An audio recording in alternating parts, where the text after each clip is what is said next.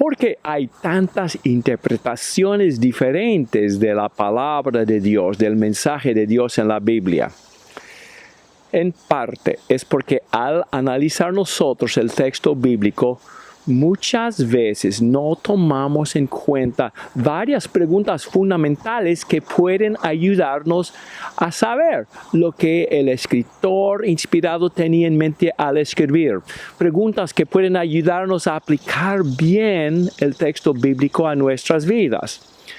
Hemos comenzado una serie de 5 mensajes acerca de 5 preguntas fundamentales que pueden ayudarnos con la interpretación de la Biblia. Número 1, ya estudiamos esta pregunta, ¿para quién o para quiénes fue escrito? Número 2, ¿cuál es el contexto del texto?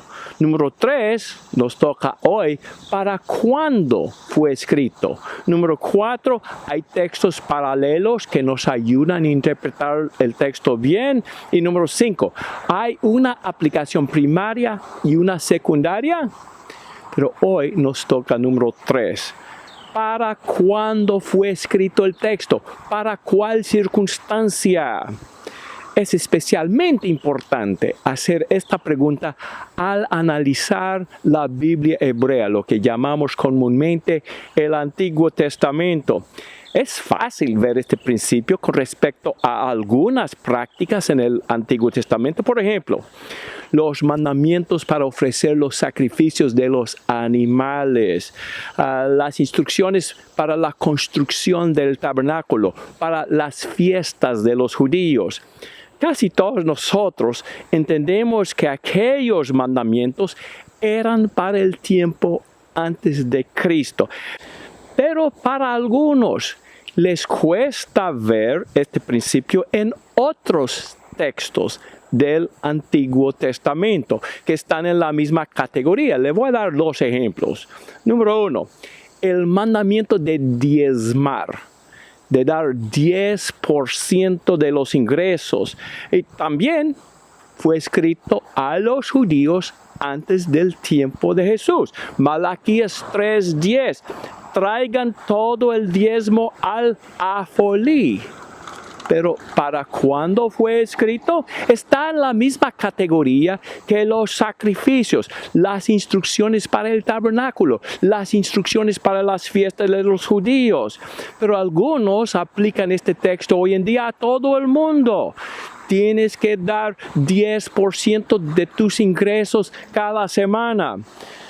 Bajo Cristo, seguimos las instrucciones inspiradas que nos ha dejado el apóstol Pablo. En 1 Corintios 16:2, cada primer día de la semana, cada uno de vosotros ponga aparte algo según haya prosperado, guardándolo para que cuando yo llegue no se recojan entonces ofrendas.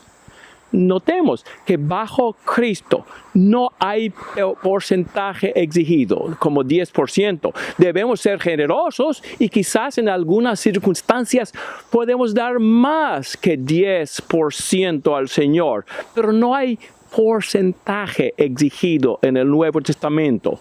Todo depende de cuánto hayamos sido prosperados, pero es asunto personal y no debe ser una regla fija, 10%, una regla impuesta por algunos seres humanos. Un texto parecido. Salmo 150. Allí David habla de alabar a Dios con bocina, con pandero, cuerdas, flautas, símbolos, con danza, etc. Pero otra vez, debemos preguntarnos, ¿para cuándo fue escrito el texto? Fue para el tiempo del templo y de la adoración en el templo. En el Nuevo Testamento no vemos estos instrumentos en la adoración de los santos bajo el nuevo pacto de Cristo. Entonces, siempre al analizar un texto bíblico, que nos preguntemos a nosotros mismos, ¿para cuándo fue esta enseñanza? ¿Para cuál circunstancia? ¿Para cuál etapa de la historia bíblica? Eso nos va a ayudar a interpretar bien las Escrituras. Gracias por haberme acompañado en este video.